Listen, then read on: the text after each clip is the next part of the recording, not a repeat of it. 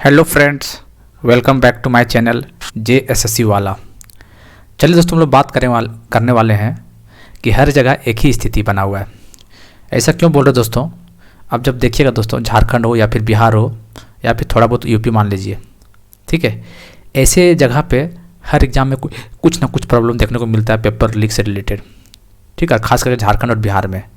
और दोस्तों, इन लोग का जब जाँच किया जाएगा ना, तो जब अंदर तक डेप्थ तक जाँच किया जाएगा तो पता चलेगा वही गैंग लोग होता है जो बिहार में भी सेटिंग करवाता है और झारखंड में तो बढ़ चढ़ कर अभी हिस्सा लिया हुआ है। वो 21 और 22 2021 और 22 के बाद से झारखंड में इन लोग इतना एक्टिव हो चुका है ना कि एकदम किसी को सामने को मानने को तैयार ही नहीं है। एकदम कोई भी एग्ज़ाम आओ, सेटिंग वेटिंग करवा के पास करवा दो। अभी झारखंड में कितना एग्ज़ाम देख ही रहे होंगे, क्या स्थिति बना हुआ है सो, चाहे PGT हो, लैब असिस्टेंट हो, JE हो, नगर पालिका ला देख लो, और भी जितने एग्ज़ाम है। अभी CGL तो भी उसमें हद ही पार कर दिया सब। इन लोगों को जब जांच बैठा दिया जाए, अच्छे तरीके से कर दिया जाए, तो पता चलेगा इन लोग वही लोग हैं जो ये दो राज्य को बर्बाद करके रखा हुआ है। ठीक है, आप कहीं सुनते हैं यूपी में थोड़ा बहुत हो सकता है, बिहार हो सकता है, झारखंड थोड़ा बहुत MP वगैरह में होता है। आप कहीं नहीं सुनिएगा पेपर लीक के बारे में, कहीं नहीं सुनिएगा। बस यही सब आपस में गिरोह बना हुआ है और हर राज्य में पेपर लीक कराने का काम करता है, जो कि झारखंड में कुछ ज़्यादा पेपर लीक हो रहा है। ठीक है, उसी से रिलेटेड दोस्तों एक अपडेट निकल के आया।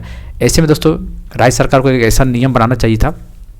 ठीक है, नियम सच में नियम, ऐसा नहीं कि झूठ का नियम तो झारखंड में बना हुआ है, लेकिन उस नियम के तहत कोई फंस नहीं रहा है। ठीक है, किसी को फंसाया नहीं जा रहा है।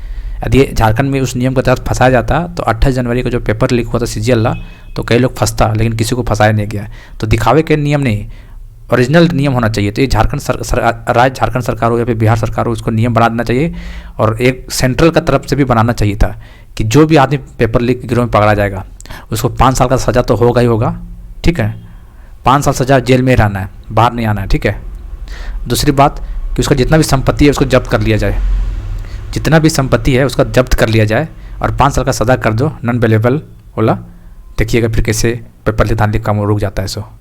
लेकिन इन लोगों पर एक्शन ही नहीं हो पा रहा है, इसी वजह से लोग इन लोग को मनोबल दिनों ब दिनों बढ़ते जा रहा है, खास करके झारखंड में। ठीक है, यही सब गैंग है जो झारखंड को भी बर्बाद कर रहा है। ठीक है, चलिए खैर जो भी है, तो थोड़ा सा देख लेते हैं दोस्तों क्या लिखा हुआ है इसमें। बस ये बिहार का मामला है दोस्तों। FSL ने लिया हैंडराइटिंग का नमूना। ठीक है, 18 अधिकारी जाँच के घेरे में। अधिकारी मैक्सिमम केस में पता है क्या होता है, नेता लोग बहुत कम फंसते हैं, अधिकारी लोग ज़्यादा फंसते हैं, पता है आपको।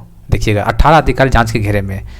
हैंडराइटिंग, आप बात मतलब क्या बोलिएगा, हाथ से लिख के वहाँ बैठाता था, उसमें कहाँ लिखा गया था, मुख्य परीक्षा की कॉपी जांच की गई, तब पता चला कि इन लोग का उत्तर पुस्तिका को लिखावट जवाब देने के तरीका में काफ़ी समानता था, सेटर लोग का और जो बोला था उसमें। देखिए, ओमार ब्लैंक छुड़वा दीजिएगा, बाद में भरवा कर जमा कर देंगे। यही काम तो झारखंड में भी हो रहा था। ठीक है, 76 BPSC प्रश्न पत्र लीक मामले में 9 मई 2022 को EOU में केस दर्ज हुआ।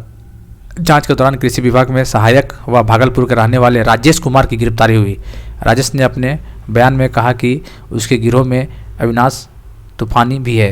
अविनाश ने राजेश से कहा कि DSP रंजित रजक से उसका परिचय है।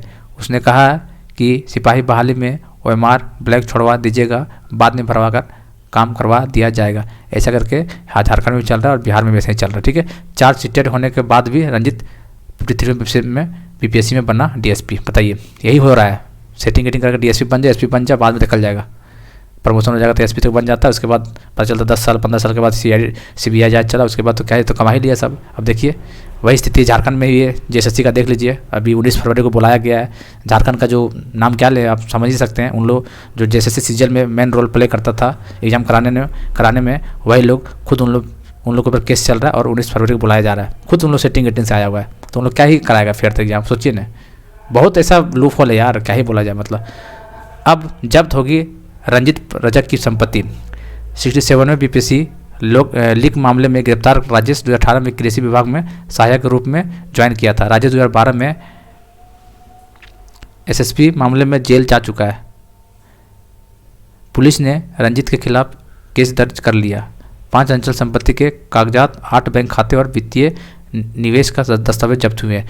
देखिए जरूरी भी है, ठीक, संपत्ति जब्त करना। इन लोग जब तक संपत्ति जब्त नहीं होगा और जब 5-10 साल जेल में नहीं काटेगा ना, तो इन लोग नहीं सुधरने वाला है, ऐसे ही चलता रहेगा। ठीक है, यही चीज़ तो सुधारना के लिए झारखंड के लोग लगे हुए हैं। जो टीचर लोग जो कुछ रद्दी गैंग के जो लड़का लोग जो है, जो टीचर लोग को कि इन लोग अपना कोर्स बेचने के लिए सब काम करता है, तो ये उन लोग का गलत सोच है ऐसा, ठीक है। ऐसा नहीं है, इस सिस्टम हर जगह फैला हुआ है, ऐसा बात नहीं है कि खाली यहीं पे है। इसको ख़त्म करना झारखंड से, मानते हैं कि पूरा ख़त्म नहीं होगा, कुछ तो कंट्रोल होगा भाई। तो इसीलिए तो सीबीआई जांच का मतलब हम डिमांड कर रहे हैं सबको कि सीबीआई जांच एक बार हो जाए, क्योंकि इसमें लड़का लोग भी पकड़ा जाएगा और जो सेटर लोग तो पकड़ा जाएगा, जो सेटिंग करा दो, क्वेश्चन निकलवाता है, चाहे एजेंसी का लोग हो फिर अधिकारी लोगों कोई हो, पता तो चलेगा कम से कम ना। कम से कम इससे क्या होगा, गरीब मेहनत लड़का जो आलू प्याज बेच के पढ़ रहा है, कम से कम उसका नौकरी तो लग जाएगा।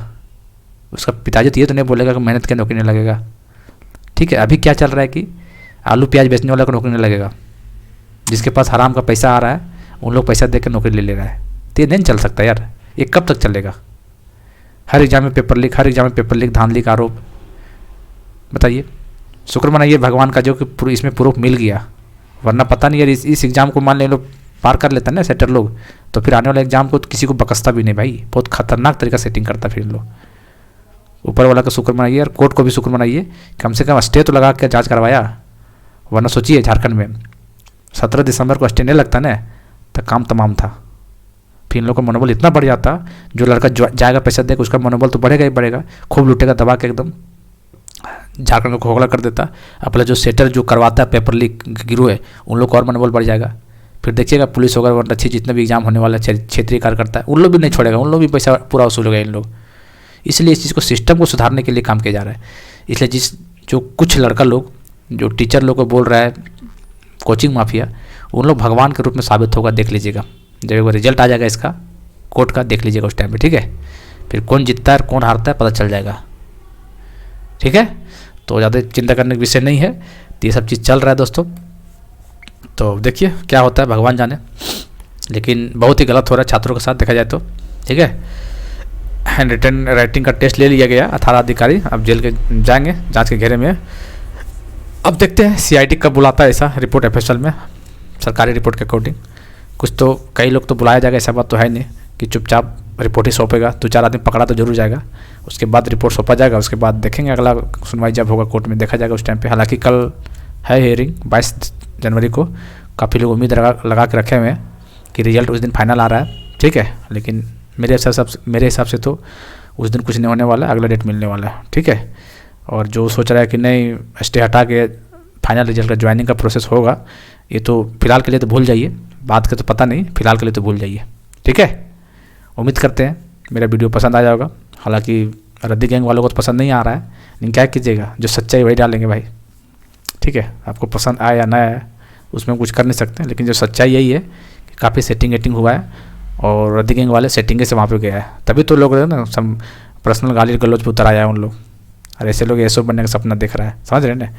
तो चलिए खैर जो भी है मामला एक बार आ जाने दीजिए सामने, उसके बाद ही मजा आएगा। चलिए मिलते हैं अगले वीडियो में, तब तक के लिए जय हिंद जय भारत।